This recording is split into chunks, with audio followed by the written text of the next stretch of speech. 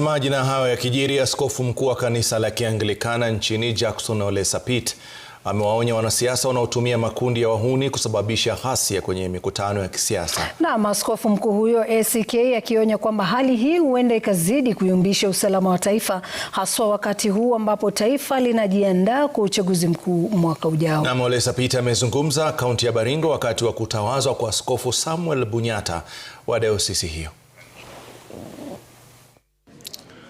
Tunaomba culture ambayo tumeona hivi majuzi ya watu wanaitwa goons ikomeshwe, na hasa wale ambao wanawatumia, kwa sababu hawa ni vijana wetu, wanataka opportunities in life, na opportunities in life haipatikani katika kufuruga mikutano ya wengine ama kufuruga makanisani. Maana sasa wamefika makanisani, hata kwangu wamefika.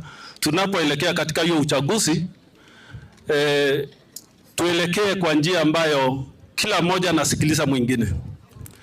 Ushindani wa uongozi si lazima iwe kwa njia ya vita na furugu na chuki. Tunashindana kwa ideas, tunashindana kwa yale ambayo tunaambia Wakenya waamue vile wataamua